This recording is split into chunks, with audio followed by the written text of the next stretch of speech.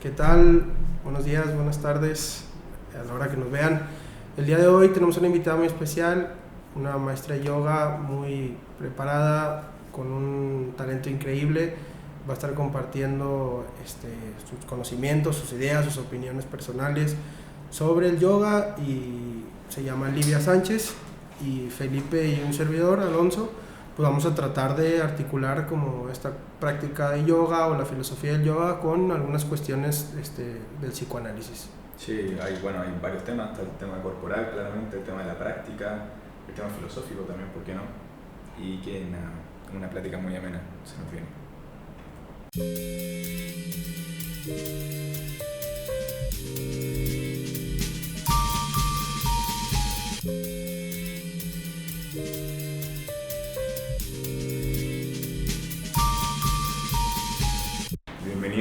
Bienvenidos a Black Hole.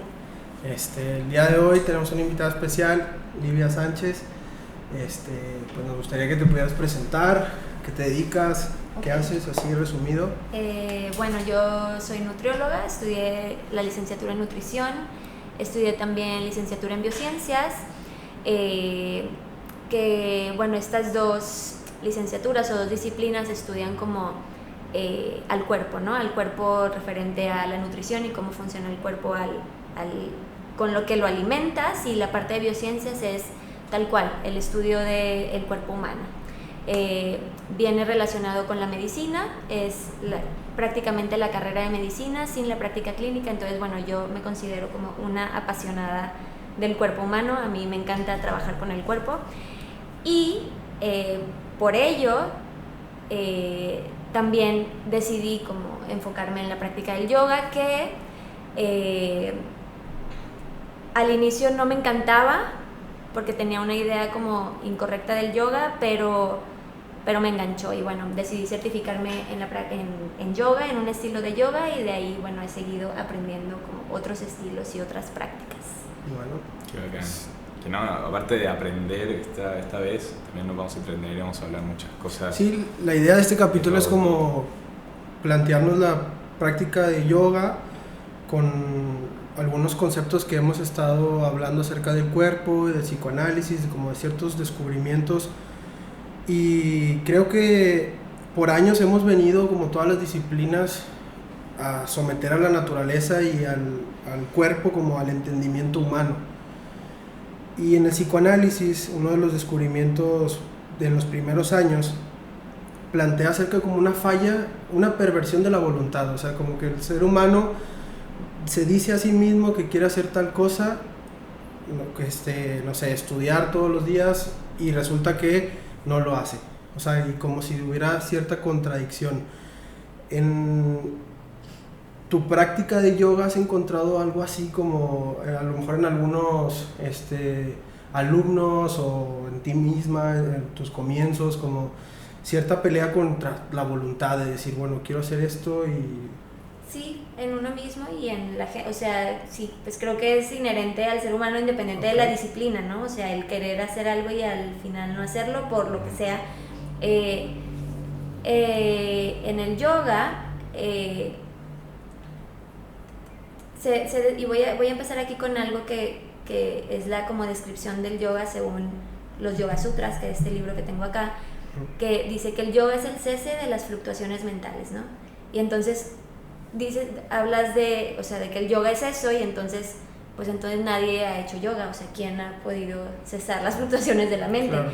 Y entonces el resto del libro te dice que todo es práctica, así en resumen, ¿no? Y entonces un yogi, a quien se le llama un yogi, es alguien que es un practicante disciplinado, como una característica primordial, y entonces que practica diario, ¿no? Y creo que aquí entra lo que tú dices, como es la idea, como esta práctica constante.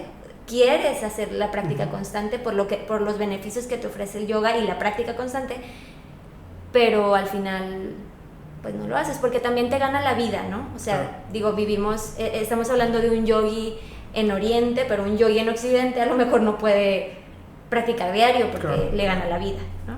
Okay. Sí. Bueno, esto es interesante en el sentido de que esa pregunta, bueno, esa como afirmación, incluso inicio del libro, que dice que es como el cese de actividad mental, obviamente te abre como un montón de preguntas, como, bueno, ¿qué es la mente en Occidente y qué es la mente en Oriente, ¿no? Claro. ¿Qué es el cese de actividad mental? En Freud recordamos esto de estos periodos hipnoides que decía Breuer, ¿no? Justamente era algo parecido. Algo que también me da mucha atención es esto de que siempre cuando algo pasa de una cultura a otra, se pierde algo, pero también se gana algo, ¿no? Como dices, a lo mejor hoy en día un yogi mexicano en este caso, ¿no? Claro. Un yogi, sí, en Occidente, no tiene la misma vida que un yogi en Oriente, incluso una persona normal en Oriente, una persona. Entonces esto que se pierde y que se gana, y obviamente hay una mutación en todo sentido, tanto el lenguaje, lo que se transmite, lo que se escucha de este lado y después lo que devolvemos, ¿no? ¿Cómo piensas eso también en el mundo del yoga? Esto que se pierde, esto que se gana a veces, que tú puedes notar, bueno, a lo mejor, no sé si conoces Oriente, pero puedes decir como, bueno, esto es bastante diferente. No conozco Oriente, o sea, físicamente no he estado ahí, pero creo que sí se ha perdido un poco como el objetivo, ¿no? Porque como te decía ahorita,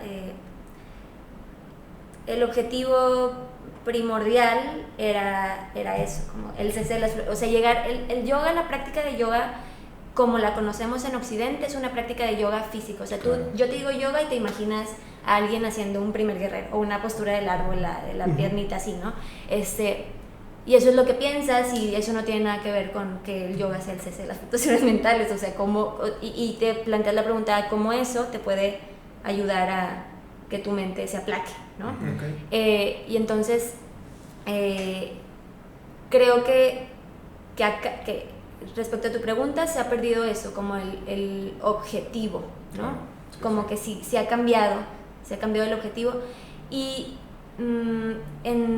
¿qué se ha ganado acá en Occidente? No sé, la verdad nunca me había planteado esa pregunta, pero creo que se ha ganado el que el yoga sea un sistema abierto a todo el mundo, porque en Oriente era como los yogis, ¿no? O sea, esta secta de yogis que practicaban, se me está yendo la voz, que practicaban como esta disciplina y bueno, los demás. Y entonces ahora si tu abuelita quisiera practicar yoga, puede venir cualquier día y practicar yoga. Entonces creo que se ha abierto y esa es una ventaja. Ahorita que decía esto de que el yoga permite como cesar las fluctuaciones mentales, en los primeros años cuando Freud trabaja con los pacientes, se da cuenta que en el momento en el que hay emociones y ideas o sucesos de la vida que la persona no está como en condiciones para tolerarlo, o sea, para pensar en eso, digamos, algo muy displacentero, esa energía y ese afecto tendía a irse al cuerpo. O sea, como eso que es algo mental se manifestaba, se descargaba en una sintomatología corporal, ya sea dolores de cabeza o de hecho plantea una serie de síntomas de que le duelen los ojos al leer o le duelen las piernas al caminar. O sea, una persona sana físicamente pero afectada por ideas y cuestiones mentales. ¿En la yoga te encuentras con eso también? O sea, como sí, claro. De pronto, no sé, que te duele algo y dices tú, es que esto es por otra cosa, no sé, no. Sí, y de hecho, por eso la práctica física, porque uno puede hacer yoga, repito, hablando de el cese de las fluctuaciones mentales, uno puede hacer yoga sin una práctica física. Puedes hacer yoga sentándote a meditar, que ese es el fin último del yoga. O sea, tú preparas tu cuerpo para sentarte una hora a meditar. Si tú ahorita, sin preparar tu cuerpo, te sientas una hora a meditar, no vas a aguantar probablemente ni 10 minutos, porque el cuerpo duele, ¿no? Simplemente por eso, algo como muy práctico, el cuerpo te va a doler.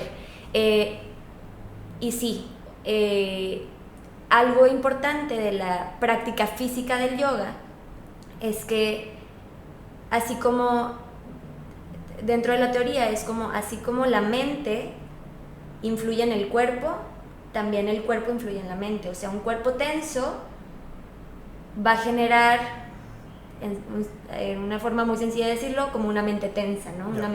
Un cuerpo que está relajado va a tener una mente más relajada según la teoría del yoga, ¿no? Entonces por eso se trabaja cuerpo-mente, porque es una relación como bidireccional, no es que la mente afecta al cuerpo y ya ahí se quedó, es como también al revés, sí, ¿no? Sí. Si traes el hombro así contracturado, la mente va a estar trabajando como...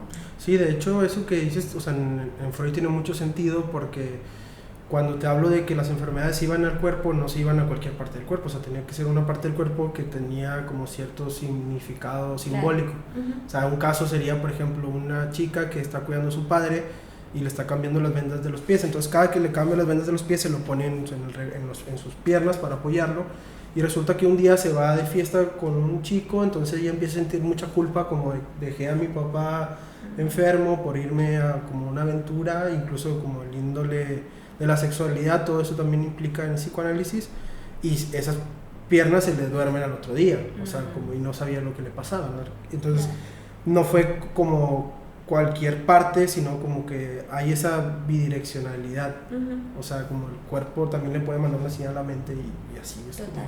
Y en el yoga eso, en el yoga y la medicina china y japonesa y todas estas prácticas orientales, esto más que esta asociación de sucesos, porque aquí estábamos asociando al papá y con la fiesta, y así, más que esta asociación de sucesos, es se habla como de energía, ¿no? O sea que un ejemplo, estaba dando una práctica de Reiki y la señora me decía como que no, es que me duele como todo el lado izquierdo.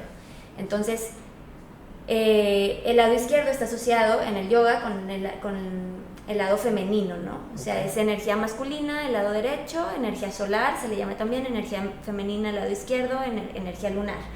Y justamente esta señora estaba pasando como por su proceso de menopausia y traía como, claro, como problemas hormonales, y es como relacionas el lado izquierdo con como lado femenino, ¿no? Y todo lo que conlleva la energía femenina en el cuerpo, ¿no? Se habla más de eso, como de canales energéticos, incluso como en la acupuntura también, es como este punto del cuerpo corresponde a tu riñón, ¿no? Es decir, y a lo mejor no es algo que sea como enlace sucesos, simplemente enlaza como partes del cuerpo, ¿no? Con energía, con canales de energía. Es una forma de ver sumamente interesante y sumamente, bueno, lo que hablábamos un poquito antes de totalmente distinto a Occidente. En Occidente, claro, está este paradigma de cuerpo-mente y ver como un modo bidimensional, ¿no? Como es solamente cuerpo o es solamente mente. Y el yoga pareciera cuando, igual, como te planteaba esto del cambio a Occidente, cuando llega a Occidente, el yoga pasa a ser como una práctica más del cuerpo, como bueno, lo que me has dicho como últimamente, ¿no? Y se reduce a una técnica más que alguna filosofía, una práctica a lo mejor espiritual, o que engloba todo esto. Y claro, porque en Occidente ya tenemos esta concepción de que el mente o el cuerpo, incluso Freud, el tipo en muchos textos llega a pensar si esto es más de acá, más del cuerpo, más de la psique, o en dónde está, ¿no? Y pareciera que en Oriente lo tienen mucho más integrado todo esto.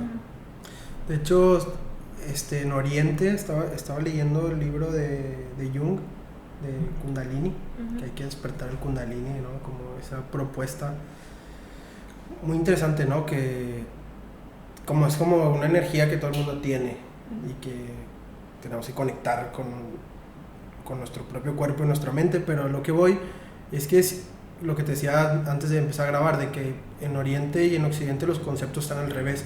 Lo que en Occidente buscamos como el inconsciente oculto en las profundidades de que, o sea, sí, de que, o sea, como en algo, en un sótano, por ejemplo, en Occidente estaría arriba, de que, no sé, en la mente, o sea, como esas cosas plantea de que la perspectiva de cómo ven las cosas es también muy diferente a cómo lo vemos aquí. Y afecta no solo la práctica, la vida de las personas, como dicen, ¿no? Me llama mucho la atención, por ejemplo, cuando das este ejemplo de que cualquier persona en Occidente puede practicarlo. Obviamente también hay muchas cosas que tienen que ver con eso, el modelo económico, ¿no? Que todo a lo mejor puede ser captable o puede ser reducible económicamente, le puede sacar cierto capital, qué sé yo. Y se pierde todo esto a lo mejor, no sé, la esencia, por así decirlo, ¿no? Sí. Pues claro, cosas buenas y cosas malas. Esto del cuerpo me parece sumamente interesante, lo del cómo afrontar incluso cierto padecer, ¿no? Y buscar como vías alternas a algo más. Lo que pasa en el psicoanálisis también, ¿no? Que muchas veces también lo hemos dicho acá, la gente llega a psicoanálisis ya cuando intentó de todo, Claro. ¿no? O sea, todo tipo de prácticas, ¿qué tanto a lo mejor puede ocurrir eso en el yoga? Que no es una práctica, son prácticas alternas pero no menores. No, Prácticas alternas es son una menores. práctica y que está creciendo muchísimo. Sí, claro. Cuando yo empecé a hacer yoga, incluso antes de eso, creo yo que sí era como una práctica medio como relegada, o sea, en el sentido de, porque llegaba mucha gente de, me lesioné, entonces ya no puedo hacer el ejercicio que me encantaba hacer y bueno, voy a hacer yoga, ¿no? Para moverme. Claro. Entonces, pero vuelvo a lo mismo, viéndolo desde una perspectiva meramente física, como no me puedo mover, no puedo correr, pues bueno, aquí me estiro y hago yoga. Como y es la última opción, ¿no? Ajá, Como sí, la claro. última opción. Creo que ahora cada vez más es que la gente se acerca para encontrar como genuinamente como para aprender a meditar, ¿no? Como genuinamente genuinamente porque saben que tienen que relajarse, porque ya los cuerpos ahorita, o sea, 2021, también después de la pandemia y todo esto, o sea, ya sabemos que los cuerpos, que un cuerpo no relajado, un cuerpo enfermo nos va a afectar como a todos los niveles de la vida, ¿no? Entonces la gente ya le está tomando importancia al cuerpo, porque siento yo, no sé si así sea, pero siento yo que antes, y lo veo por ejemplo en mi papá o en generaciones un poquito más adultas, que es como, sí me siento mal y lo ves hasta chueco y le doy la rodilla inflamada, pero tengo que ir a trabajar, ¿no?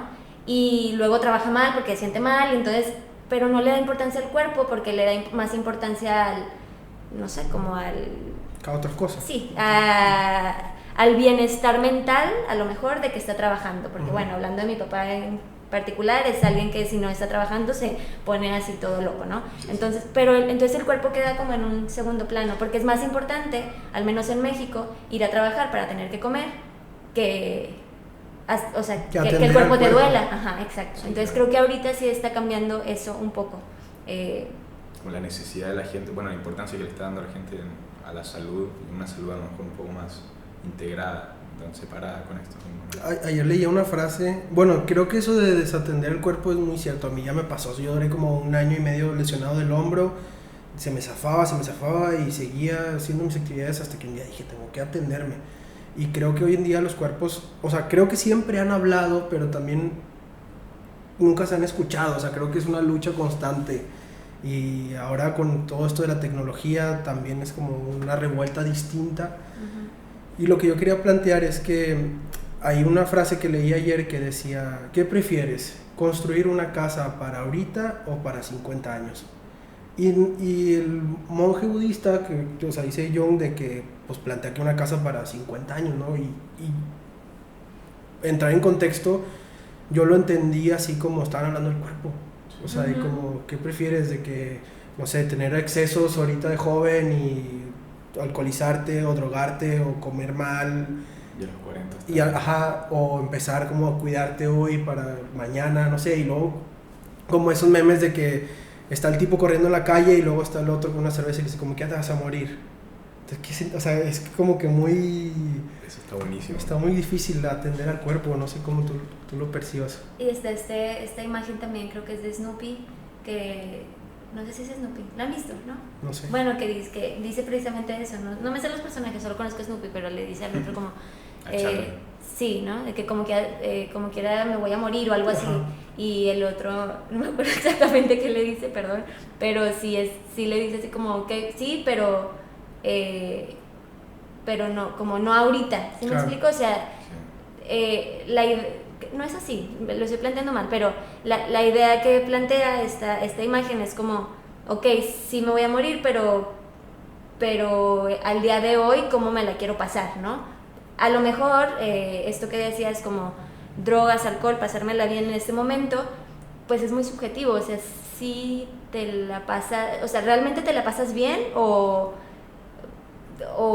es como un taponcito a... ¿Sí me estoy dando a entender? O sea, porque a lo mejor te la estás pasando muy mal y entonces ese es tu taponcito para pasártela bien, pero mañana te vas a volver a sentir mal, ¿no? Y vas a usar otro taponcito. Y creo que es esto, como sí se confunde mucho, y hasta a mí me confunde de repente la idea de como no, vivir en el presente y no sabemos qué va a pasar mañana y tal vez me muero, entonces hay que... Sí, pero... ya me acordé que le dice, de que como que ya te vas a morir mañana, ¿no? No sé, como que ya te vas a morir. Y luego dice el otro como, Ay, no, perdón, me estoy confundiendo, discúlpenme, pero sí, les va a pasar. Les vamos a dejar el meme aquí. El meme, sí. Pero sí, o sea, eso. Esto me da mucha atención porque son varios factores que influyen en esto, cómo afrontamos la vida, desde un factor económico, desde los mismos ahorros que te dicen ahorra para tu vejez, y ahí, claro, están estas contraposiciones de que, bueno, ¿qué pasa si muero antes y no alcanzo a disfrutar todo este dinero? Que es lo que pasa con gente a lo mejor muy millonaria, ¿no? Que tiene mucho dinero y nunca lo disfruta. No sé, a lo mejor le queda esa conciencia de que, bueno, dejé algo para mi familia. Está el factor económico, está el factor de la religión. Por ejemplo, algo muy interesante en la mayoría de las religiones es que, obviamente, no quiero decir te venden, pero sí te venden, la idea de una vida después de la muerte.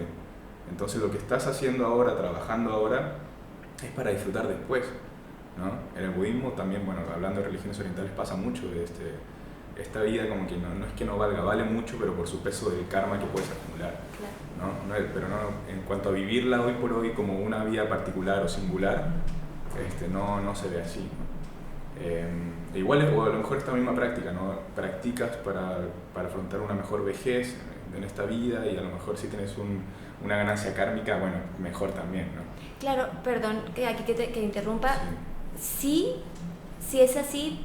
Creo que también es como, al menos en el yoga y en el budismo, es una vida como más larga, es una vida que te va a permitir practicar más, porque claro, en 100 años vas a practicar más que en 20, ¿no? Sí, sí.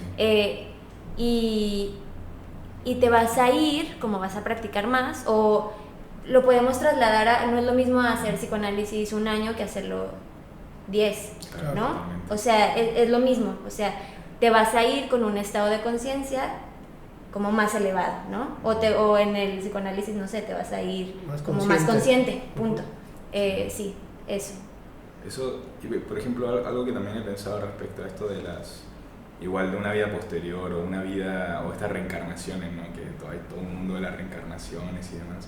Pensaba, ok, está bien, a lo mejor he vivido muchas vidas antes y puede que viva muchas vidas después, pero esta vida que estoy viendo ahora es como la única que tengo, en el sentido de que yo, Felipe, soy el único que tengo conciencia de lo que estoy viviendo ahora, ¿no? Y a lo mejor sí me va a ayudar después, o estoy sufriendo lo del pasado, ¿no? Puedes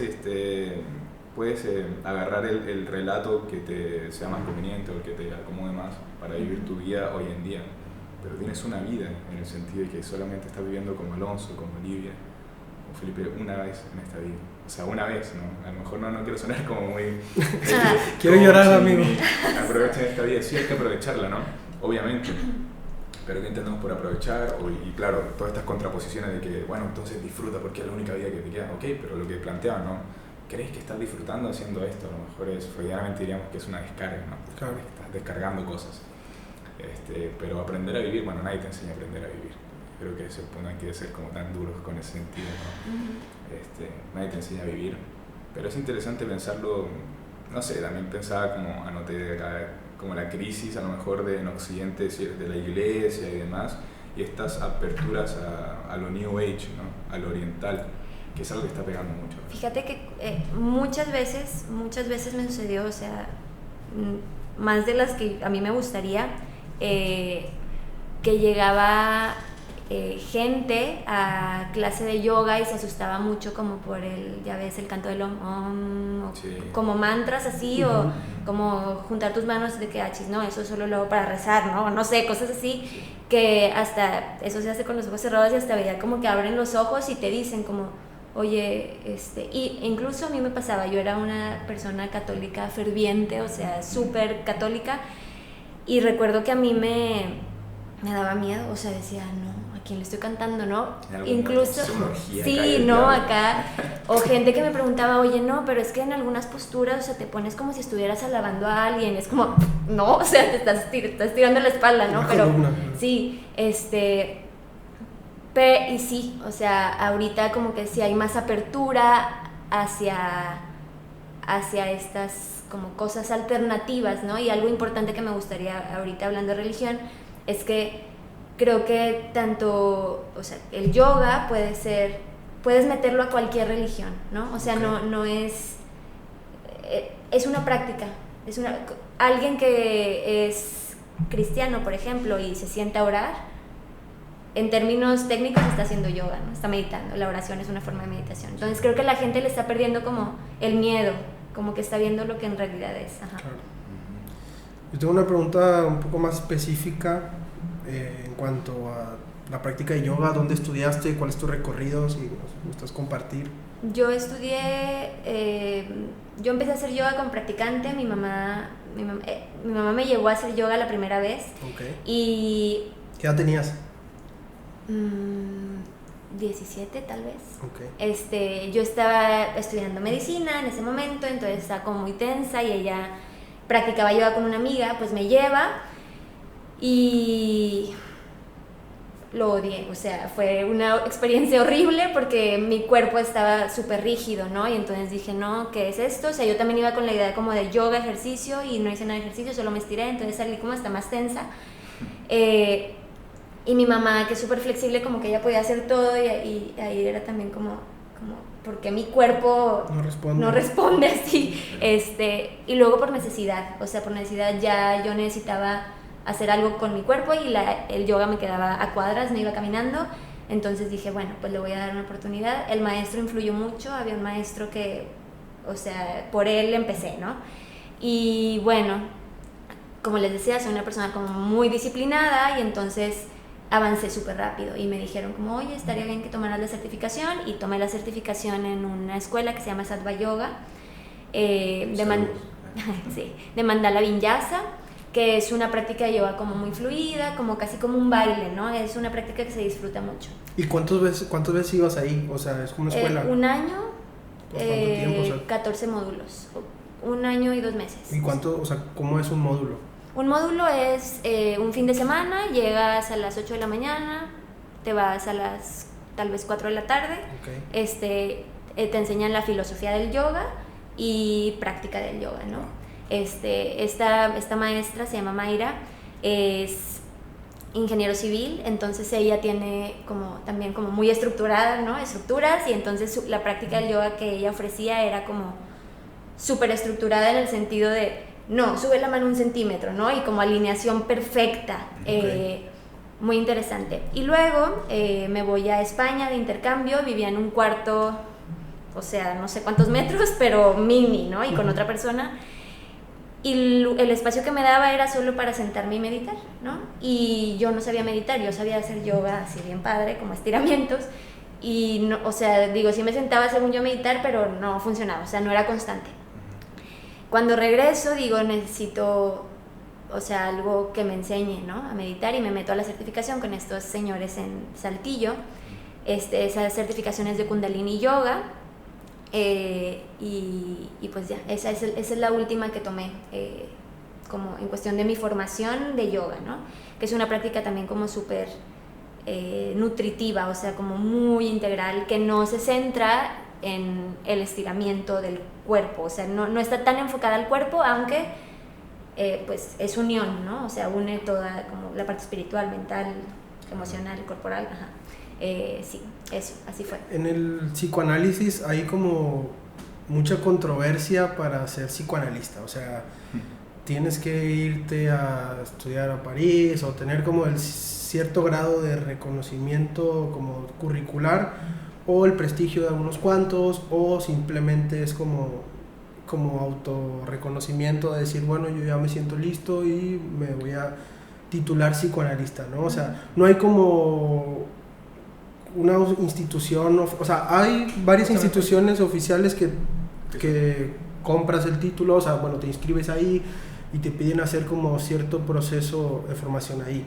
Disculpa, Alonso, como no hay una garantía, tratamos de suplirlo con muchas garantías pequeñas, ¿no? Instituciones, de que títulos, porque no hay como una institución a lo mejor fuerte, por así decirlo. Tampoco es que busquemos institucionar el psicoanálisis, pero claro, buscamos ciertas garantías que como de a poco. Ajá, y a lo que voy es que como psicoanalista, pues tú te metes en el consultorio con el paciente y nadie se entera de lo que haces. Claro. Si no hablas de ello, si no escribes, si no... Y en el yoga, o sea, simplemente por ser bueno puedes dar clases, o hay como una especie de formación personal, o cómo crees que sea O sea, eso? es como todo, ¿no? Simplemente por ser bueno pudieras hacer todo, a lo mejor no ser médico porque si te metes en problemas, pero lo demás sí, o sea, simplemente por ser bueno y estar como en forma puedes ser nutriólogo, como muchos influencers ahora, o sea, Ajá. y lo mismo pasa con el yoga. O sea, no hay como una especialización especial. Sí hay, o sea, sí hay gente que, sí hay una institución que se llama Yoga Alliance, que la maneja Estados Unidos, obviamente, y en Kundalini Yoga, por ejemplo, sí hay otra que se llama Ikita y que sí te dan como que sí, tu certificado de Ikita o tu certificado de Yoga Alliance o así, pero sí conozco mucha gente que no tiene su certificado. Bueno, porque también tienes que pagar, ¿no? O sea, para Claro. estar respaldado por Yoga Alliance tú tienes que pagar y entonces es como, ¿a quién le importa? Ningún alumno, ningún practicante va a llegar y te va a decir, oye, pero si estás avalado por la Yoga Alliance, porque no saben, o sea, Claro. simplemente porque no saben y también porque, bueno, a mí no me interesaría si mi terapia psicoanalítica me está funcionando, Es buscar que, garantías. o sea, ¿qué importa si estás avalado o no? Claro, o sea, creo que, o sea, el practicante y el paciente no saben, pero uno como profesional o como alguien que ejerce una técnica, pues está buscando cierta garantía de respaldo, Sí. como, pues yo ya tengo mi certificado, entonces yo ya soy, ¿no? Es Sí, como- claro. Ujú. Sí, pero no hay, o sea, sí te da esa tranquilidad, pero sí hay muchísima gente y maestros muy buenos que no tienen su diploma y Y en la práctica también puedes discernir, ¿no? Como, bueno, este tipo me da lo mismo que tenga o no tenga diplomas porque sé que el tipo es muy bueno. claro, porque te puedes sentar a leerte 10 libritos de los más importantes en la filosofía del yoga y a lo mejor vas a saber más que yo, que estudié 2 certificaciones, pero no me leí los libros. Claro. Ok. Es interesante esto de esas garantías que se buscan. Tengo otra pregunta, dice, ¿ves al yoga como un deporte, una terapia, un estilo de vida espiritual o cómo lo ves?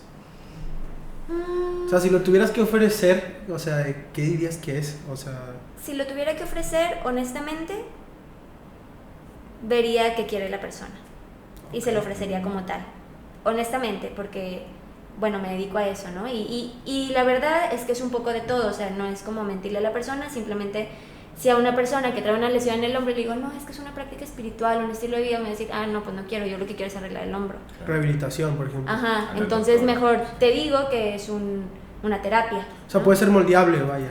Claro, Ok. no moldeable, simplemente es un todo. Tú lo puedes Y enfocar. tú le puedes mostrar, o sea, tú puedes mostrar la cara que quieras, ¿no? La realidad es que uno entra generalmente por la cara ejercicio, como mi Salud, cuerpo, voy a poder bienestar. hacer posturas súper Claro. padres, pero luego te quedas o sea, te engancha otra cosa, ¿no? Porque al final sí trabajas el cuerpo, pero trabajas el cuerpo también haciendo fútbol o también haciendo pilates o también, entonces lo que te engancha en el yoga creo yo que es más como otra cosa, que es más como la filosofía del yoga, que es una filosofía completa, ¿no? Porque hace rato mencionaste como es una técnica, sí es una técnica la práctica física. Claro. En el yoga está como están las ramas del yoga, ¿no? Y está como la práctica física que le decimos la práctica de asanas. Y eso es una técnica, Es una y luego, pequeña parte. y luego está la rama de pranayama, que es la técnica de la respiración. Esas son técnicas, pero luego tenemos, por ejemplo, los yamas y niyamas, que son conceptos súper importantes en el yoga, que es la práctica ética del yoga. No ética en el sentido de yo, maestro, soy ético con mis alumnos, no, o sea, tu ética personal, ¿no? Y aquí entra lo que seguramente ustedes conocen de, bueno, los yogis son vegetarianos, ¿no? Claro. Que es la práctica ética como del yoga, que sigue siendo yoga, ¿no? Pero no es una técnica de asanas o de posturas. Claro, no solamente voy y hago posturas sumamente complicadas y afuera ya después me da lo mismo que soy. Claro. Es una práctica de sí en el fondo, ¿no? Es una Ándale, filosofía sí, de vida. exacto.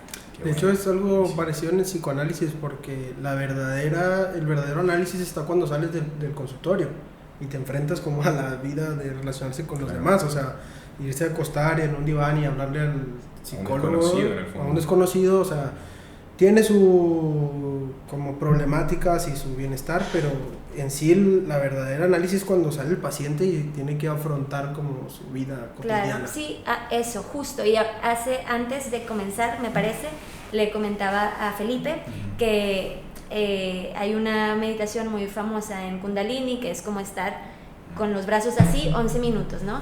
Que es algo insoportable, los reto a hacerlo, o sea, duele hasta el alma, literalmente, pero ¿qué importa si dejaste los brazos así 11 minutos? Digo, no te vas a poner más fuerte por dejar los brazos así, no, o sea, físicamente no va a pasar nada. La idea ahí es cómo enfrentas el dolor, en términos prácticos, ¿no? O sea, ¿cómo enfrentas el dolor? Si te vas a poner como desesperado y no, ya no puedo más, y que en la práctica ves que hay gente que lo hace y uno como maestro diría, sí, claro, así es como enfrenta el dolor en su vida, ¿no? Como con este drama de no, ya no lo quiero hacer, y gente que se sale del salón o que empieza como que abre los ojos y empieza a voltear a ver a todos, y la idea es como este trabajo mental de, bueno, enfrentar el dolor, que el dolor existe, pero no aquí, sino allá afuera en la vida, ¿no? Sí, ¿Cómo sí. reaccionas ante el dolor? Sí. Qué interesante. Qué loco.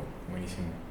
Yo cuando iba a tus clases, Livia, sentía que era una lucha interna con mi propio cuerpo y era exactamente eso, o sea, era como no podía concentrarme y no le seguí, o sea, yo creo que me faltó ahí como más voluntad, pero en ese sentido de los 11 minutos así, también que decías, ¿cómo enfrentas al dolor y qué pasa por tu mente cuando estás, cuando te duele algo, ¿no? O sea, como quizá cada uno de nosotros pueda pensar ciertas cosas para afrontar el dolor. Sí, ¿qué posición adoptamos frente al dolor? Ajá. No solo posición física, también. Sí, mental, emocional, ¿no? Sí. ¿Qué emociones votan? Porque luego, les decía, está la gente que se enoja, o sea, como ya no quiero hacer esto, y como enfrenta el dolor enojándose.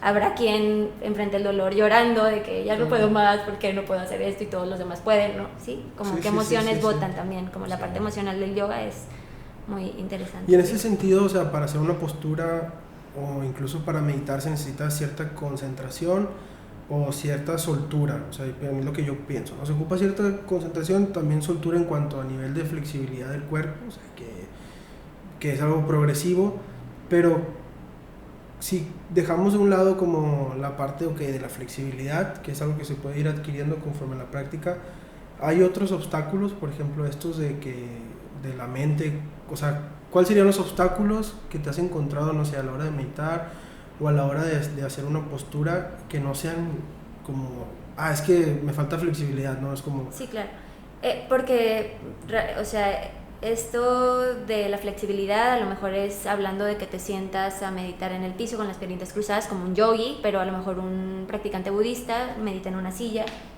con la espalda derechita y ya, ¿no? Y a lo mejor no necesitas tanta flexibilidad para eso. Okay. Yo creo que el primer obstáculo es justo lo que acabas de decir de cuando practicabas yoga conmigo, como esta lucha de la mente, ¿no? Porque entonces cuando alguien nuevo en la meditación se sienta a meditar, tienes la idea, o el practicante así en general tiene la idea de meditar para liberar el estrés y relajarme, y a veces la meditación es todo lo contrario, o sea, la meditación te va a hacer como que la mente, o sea, estás así y cierras los ojos, pues la mente va a empezar a moverse, ¿no? Claro. Y entonces la mente empieza a moverse y entonces tú te das cuenta como observador testigo, porque en la meditación hay que como disociar mente y tú como conciencia que observa la mente, ¿no? Y entonces tú como observador testigo de la mente empiezas a como resistirte, como no, porque estoy pensando, no debería estar pensando, y es esta lucha de por qué no me estoy relajando y se supone que estoy meditando para relajarme, y entonces ahí es donde empiezas a abrir los ojos y empiezas a mover la pierna así, y ese yo creo es el primer obstáculo, como el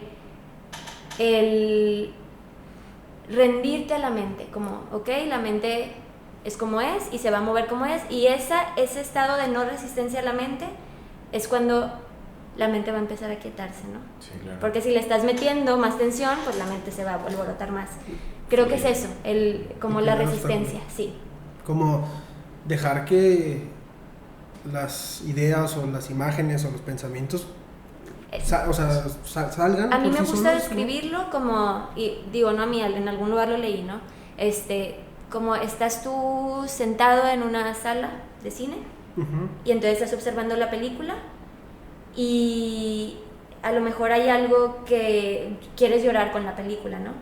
Pero alcanzas a detectar que la película no eres tú, claro, que es la película. La estás observando, estás ahí, está generando algo en ti, pero no eres tú. No te pertenece. Exacto. Entonces, ahí es donde alcanzas como a relajarte, claro, que es uno de los objetivos que la gente busca en la meditación. En cambio, si tú te enganchas con el personaje de la película, empiezas a llorar, ¿no? Sí. O te enojas o te da miedo la película porque lo van a matar o no sé, algo. Y eso es lo que quieres en la meditación. Observar a la mente como es. Si estás pensando en que tienes hambre, pues piensas en que tienes hambre y ya. O sea, ¿por qué resistirte al pensamiento? Porque luego aquí entra otra pregunta que es como, a ver, ¿tú piensas o la mente eso te piensa? Eso ¿no? piensa, una disociación, ¿no? Ajá, claro. Eso está buenísimo porque, no sé si cachaste tú también, Alonso, que en el psicoanálisis, bueno, esta es la meditación, por así decirlo, ¿no? Pero en psicoanálisis es lo contrario en el sentido de que cuando el paciente, el padeciente se sienta en el diván o frente, es lo contrario, dinos qué estás pensando, o dinos lo primero que se te venga a la mente, que es como la práctica a lo mejor más freudiana, ¿no? Después en otras prácticas de psicoanálisis cambia un poco. Pero es como lo contrario, ¿no? ¿Por qué piensas esto? Y claro, se lo adjudicamos a la persona, como que son sus ideas, sus representaciones. Algo que pareciera que la meditación no es la energía o esas representaciones, como decía Alonso, flotando, pero eso tienes que dejarlo fluir, no te enganches a esas representaciones, a esos significantes, esas palabras. Y el psicoanálisis es todo lo contrario, eso importa, porque de alguna forma por algo lo estás pensando, ¿no? Sí, creo, no sé, o sea, desconozco, pero creo también que en el psicoanálisis es como como investigación del pasado, o sea, qué pasó que ahora piensas así, ¿no? O que ahora tienes esta creencia, o que ahora... Esa es como mi idea de... Y muchas personas en el yoga dicen así como, bueno, ¿y qué importa qué pasó? Lo que importa es que estás aquí y ya, ¿no? Como como momento presente. Okay. Y hay un autor súper famoso ahora, como moderno, se llama Joe Dispenza, y él, no sé si lo han escuchado, él tiene un libro que se llama, tiene varios libros, ¿no? Pero este libro se llama Deja de ser tú. Entonces él habla de que sí, tú a lo mejor traes carga emocional del pasado o tus sistemas de creencias que están influenciados por el pasado, y entonces el cuerpo, él habla mucho también de la conexión cuerpo-mente y sistema de creencias, entonces el cuerpo como todo el pasado genera emociones, ¿no? O sea, tus emociones presentes tienen que ver como con el pasado y con el ahora, pero tu reacción hacia el ahora está influenciada por el pasado, ¿no? Como esta repetición de patrones. Entonces, él dice que para tú dejar de ser tú, que es el tema de su libro, es como, sí, a lo mejor detectar la emoción y sí detectar como la creencia, pero más bien es o sea, él dice que para tú cambiar, dejar de ser tú, como para dar ese salto, que yo creo que en la terapia psicoanalítica se busca también como el cambio, ¿no? Si la persona está en terapia, pues que quiere cambiar algo. Claro. Si tú quieres hacer ese cambio o ese salto, modificar algo en tu vida, es lo que hablábamos de esta disociación, como deslindarte de esta emoción, porque la emoción, él habla de un ciclo, como que la emoción genera pensamientos y el pensamiento retroalimenta la emoción, entonces es un ciclo continuo, ¿no? Entonces disociarte como de la emoción, y en esto no estoy muy de acuerdo, él dice como creerte otra emoción, como visualizarte en otra emoción, como no, estoy feliz, y aquí eso a mí no me gusta, como es, claro, no sé, no me encanta, pero él dice esto, ¿no? Como si tus emociones químicamente, si tú logras que químicamente tu cuerpo cambie, o sea, en cuestión de neurotransmisores, que son los que mueven las emociones, si logras químicamente que tu cuerpo cambie, entonces tu mente va a cambiar, ¿no? Y es como como ciclo de retroalimentación, y entonces cuando la mente cambia, entonces el entorno cambia. Eso es lo que dice él. No sé si les haga sentido, no sé si le di muchas vueltas, pero sí, digo, sí. Son formas como diferentes de pensarlo, verlo desde otra perspectiva. Sí, creo que eso de disociar el pensamiento de la emoción es algo que hace, por ejemplo, una persona obsesiva. O sea, que no puede dejar de pensar en algo. Por ejemplo, alguien que piensa que algo malo va a pasar a una persona querida. Entonces, esa persona vive constantemente preocupada por eso, y llega y te dice que en las noches no puede dormir porque le vienen esos pensamientos. Entonces, esa idea o ese contenido, vamos a plantearlo como contenido de alguien preocupado, ya viene disociado de cierto afecto. O sea, imagínate que hay una idea que yo no puedo aceptar, o un afecto, por ejemplo, algo me dio muchísima tristeza cuando falleció tal persona. Entonces, eso yo no lo quiero pensar, no lo quiero volver a vivir, no lo quiero volver a sentir, y esa idea se reprime, se va así como fuera de nuestra mente, pero la emoción queda impregnada a otra idea, a la idea de que algo malo puede pasar. Pero entonces es que esa persona no está preocupada porque algo malo pueda pasar, sino porque algo malo ya pasó y le hizo sentir muy triste. ¿Sabes? Es como si se hubiera ya desconectado eso. Sí. La intención es a eso Freud le llama un falso enlace. O sea, hay pero ¿por qué usted está preocupada de que algo malo va a pasar si todos sabemos que algo malo puede pasar en cualquier momento, y no vivimos angustiados de que ahorita el techo se va a caer y nos vamos a morir todos?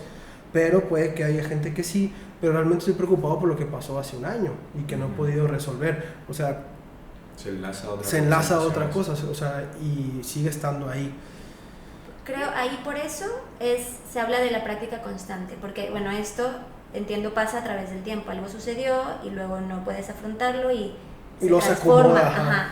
Si en ese momento en el que este suceso, tragedia, ocurre, lo enfrentas como es, como lo que les decía, esta conciencia testigo, este espectador del cine, como esto está sucediendo, sin atribuirle una carga emocional, simplemente aceptarlo como aceptación de que esta persona murió y me dolió, chido. Entonces ahí, por eso se habla tanto como del momento presente, que suena súper trillado, pero es que estar en el estado de presencia te permite a lo mejor afrontar la emoción en ese momento para que después no se... Ya, ¿sí? Es que la idea del pasado en psicoanálisis no es algo que tenga que ver con la cuestión temporal. O sea, no es algo que pasó, sino es algo que es actual. Que sigue pasando. O sea, que es como un pasado actual, o sea, como algo que está siempre en ese mismo momento presente. Y esto que planteas del espectador testigo es algo muy loco, porque en la terapia un paciente te está hablando y te está contando que está enojado con su padre, y de pronto empiezas a escuchar que te empieza a hablar como si fuese ese padre que él narra. Pero de alguna manera uno tiene que hacer un trabajo de cierta disociación como para poder ver esa película que el paciente le habla al terapeuta, y te das cuenta que estás hablando de esta forma, o que te escucho muy enojado, no sé, o sea, como es un tercero, o sea, te vuelves el tercero. Claro. Me imagino que sí, algo así pasa en eso del yoga. Justo eso en la vida, ¿no? O sea, no necesariamente en el yoga, justo eso en la vida es lo que busca al menos el budismo y la práctica del yoga. Sí está pasando esto y esta persona me está gritando como si fuera su papá, pero yo lo observo, ¿no? Sí, claro. O sea, yo me hago consciente, yo me pongo como conciencia testigo, ¿no? Y aunque esto está pasando, pues no es mío. Mucha atención, disculpa Lidia, esto de, bueno, ya nos has hablado de esto, ¿qué exige, por así decirlo, el yoga y por qué la gente lo busca y qué produce? O sea, esto que también te decía antes de empezar a grabar, como pensar las cosas y las prácticas en base a su producción, ¿no? Por ejemplo, esto que nos dices, sobre todo esto del libro, ¿no recuerdas el nombre del autor? Deja de ser tú, Joe Dispenza. Okay.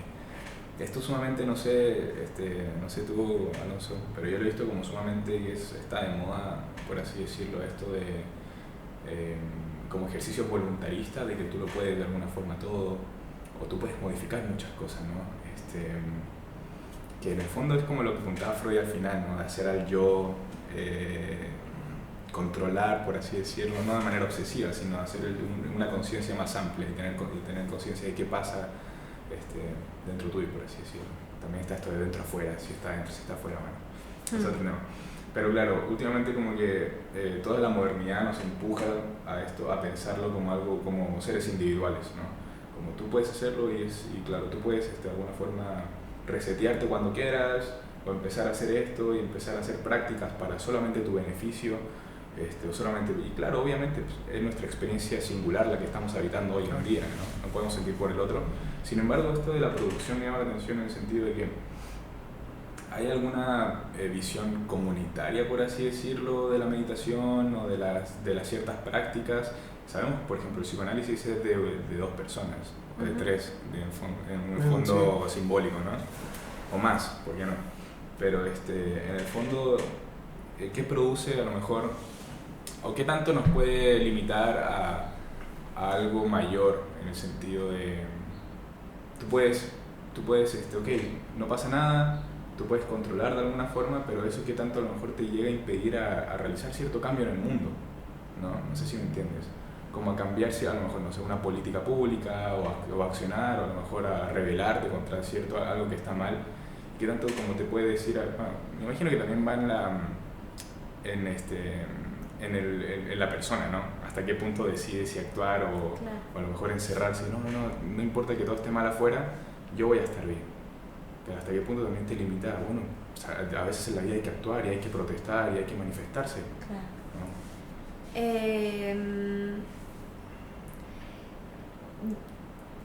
En la práctica de yoga sí es esta como, sí existe esta, ok, hay un libro como que son los Yoga Sutras, hay otro libro que se llama el Bhagavad Gita, no sé si lo han escuchado, ¿sí? Bueno, y justo yo creo que ahí está la respuesta, ¿no? Sí. Es como, así en términos generales, es dos familias de reyes, entonces está... creo, no recuerdo, muere uno de los reyes, entonces, un rey está enfermo, ¿no? El que le tocaba ser rey está enfermo, el primogénito, y entonces queda el otro, el hermano, y bueno, este hermano tiene a sus hijos, y entonces cuando este hermano, que fue el rey, muere, entonces dice, pues le toca a mi hijo, y no, porque le toca al hijo del que iba a ser rey, y estaba enfermo y no podía ser rey, ¿no? Entonces, estas dos familias se empiezan a enfrentar y bueno, solo era contexto. Entonces la idea es que al que le tocaba ser rey por herencia, dice así como, bueno, me tengo que pelear con mi familia porque pues es mi primo, pero es que yo no quiero pelearme porque yo estoy muy bien, ¿no? O sea, pues bueno, si él quiere ser rey, pues bueno, ni modo, aunque me toque a mí, pues bueno, ni modo, yo voy a estar bien, ¿no? Me puedo ir dice algo así como, no, me puedo ir al bosque a meditar y yo seré feliz. Y él está en diálogo con Krishna, que Krishna aquí representa la conciencia, y Krishna le dice, a ver, no, te toca, o sea, estás aquí, la guerra ya está, el primo ya se quiere pelear, tienes que actuar, no puedes, o sea, el yoga tampoco, el meditar tampoco es escapar del mundo, es date cuenta de lo que está pasando y actúa conforme a, ¿no? Y entonces la conciencia o Krishna le dice como, no te vas, pelea, ¿no? Es un rol, por así decirlo. Naciste como guerrero, porque en una familia de guerreros naciste como guerrero, tienes un rol, pues ese rol te toca, ¿no? O sea, que el yoga no nada más es, no es una perspectiva de escapar hacia adentro, sino que muchas veces puedes, como en ese diálogo de la conciencia, que te lleve a afrontar ciertas cosas de la vida cotidiana, ¿no? Sí. Está buenísimo eso, está muy bueno. Porque sí, también igual pasa con el budismo muchas veces, ¿no? Igual toda esta historia de Siddhartha, que es el creador del budismo, por así decirlo, aunque haya mucho Buda y demás, que tenía todo esto, vivía en este palacio y tenía una muy buena vida, sale y se da cuenta de todos los males del mundo, de que hay dolor, hagas lo que hagas, va a haber dolor. Y claro, como que se interna una meditación y busca como cierta iluminación. Pero y claro, yo ahí pensaba como, bueno, hasta qué punto eso te pone en una posición como de inválido para reaccionar frente a las cosas y a ciertas injusticias que están pasando en el mundo hoy en día, ¿no? Pero está buenísimo eso, porque no, también tienes un rol social. Y también creo que tiene mucho que ver ahí, digo, el Bhagavad Gita es un texto del hinduismo, y el hinduismo, así como, o sea, históricamente si tú lees como textos de, como mitología hindú, te das cuenta que es... Ajá, te das cuenta que es muy violenta, o sea, sí. Es mucho de acción, ¿no? O sea, son dioses que actúan, que hacen, que luchan, ¿no? Entonces creo que también está ahí la influencia como del contexto histórico de que hay que actuar, o sea, claro. sí eres un ser elevado, pero estás en un mundo como en la tierra, ¿no? Claro, entonces hay que actuar. Ajá, claro. Sí. Hay una pregunta que estaba pensando ayer. En el psicoanálisis hay dos conceptos como muy fundamentales. Uno es el autoerotismo, que es prácticamente un proceso por el cual todo individuo pasa, que es la experiencia como en el propio cuerpo de satisfacerse. Por ejemplo, un bebé chupándose el dedo es algo autoerótico, porque hace pensarle a la mente que está comiendo algo por cierto tiempo y luego ya después se da cuenta que no está el estómago obteniendo el alimento, pero el placer lo siente en los labios o en el chupeteo. Y el otro concepto es la relación de objeto, o sea, la relación con los otros, o el amor de objeto, el amor hacia los demás. En el yoga, ¿crees que sería una práctica como autoerótica, o sea, como tú con tu propio cuerpo, o sería como del lado del amor o sea, no sé, como del amor al cuerpo de, no sé, pensaba algo así como esa disociación de trato a mi cuerpo como si fuera un objeto, entonces lo amo, o no sé, ¿cómo podrías...? Yo lo entendí así, no sé si así era tu pregunta, como de la parte como del autoerotismo, de lo hago porque lo disfruto y me genera placer. Ajá. O la práctica de como yo lo entendí así, como el yoga como objeto y lo hago porque amo la práctica, me genere placer o no. ¿Sí? Okay. ¿Es así la pregunta o no? Sí. ¿Puede ser así? Ok.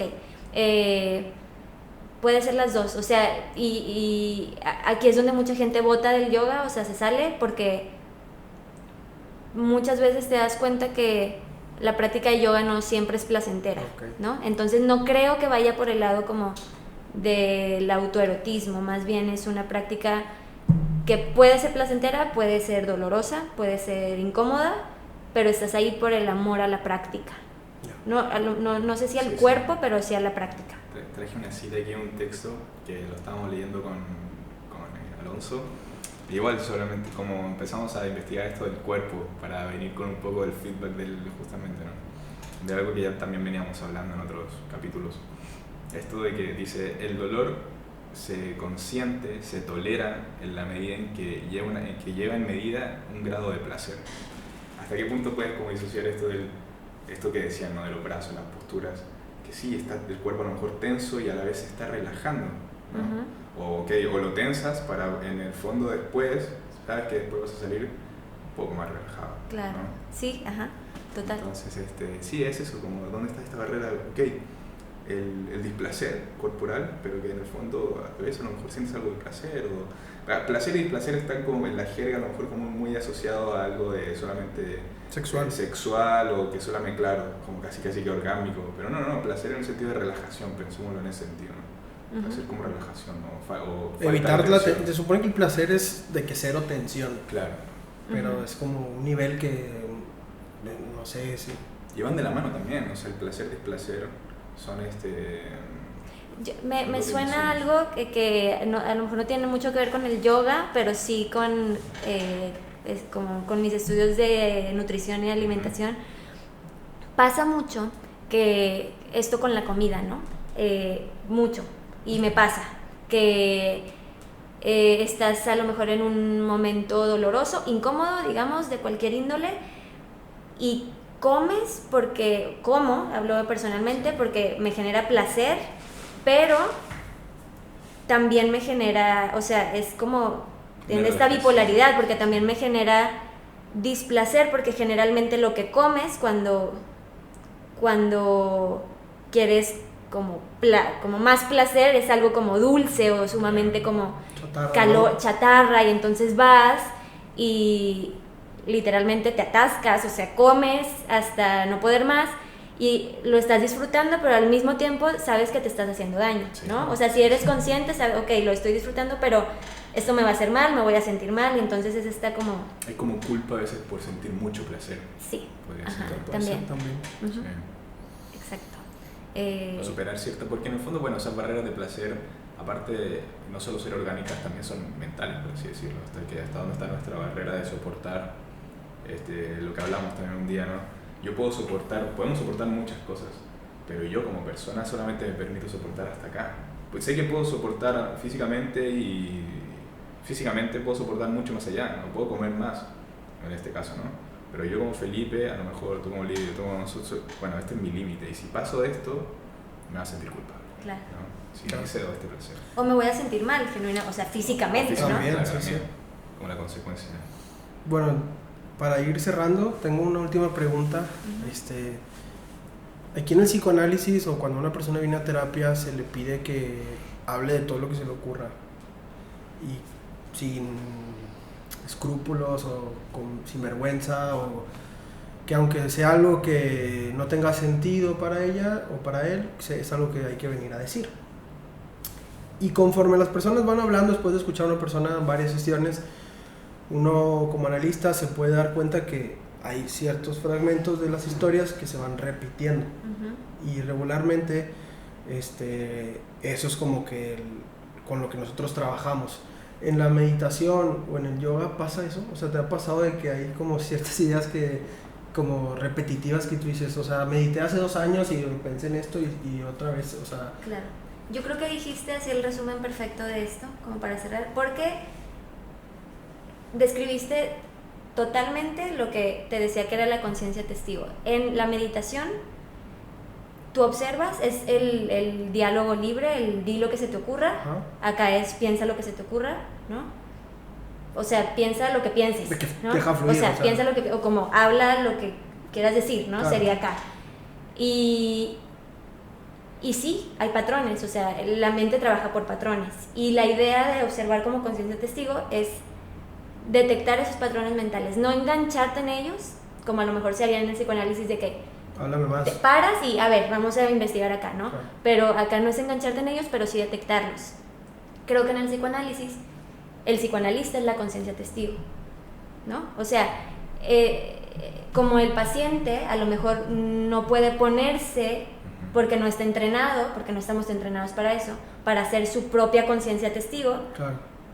Sí. Tú lo haces por él. De hecho, como, ya detecté los patrones, pero en la meditación a lo mejor tú detectas los patrones con mucha práctica, ¿no? Uh-huh. Sí, freudianamente sería algo así, como que el analista va agarrando cosas, y es muy subjetivo a veces incluso el mismo analista, que va agarrando cosas del discurso, del diálogo. Uh-huh. Y que Freud plantea que a los pacientes hay que educarlos en ese sentido, o sea, como, a ver, si usted está pensando esto, o si usted vino y dijo esta broma, o si usted vino y dijo, soñó que esto, porque tiene como cierta conexión con lo que a usted le pasa, con claro. Su sufrimiento, porque muchas veces decimos, no, es que era un chiste, o por ejemplo, le traje un regalo a mi analista, y todo eso tiene como una carga simbólica que no es nada más un regalo como yo te podría hacer un regalo a cualquiera por ser buen amigo, por que cumples años o lo que sea, ¿no? Es como todo lo que se hace en ese espacio es como puede ser interpretado o tiene algo que ver con tu persona. Claro. Hay un carácter de sospecha, incluso la posición freudiana clásica es como un carácter de siempre estar sospechando por qué parece esto, ¿no? Ajá.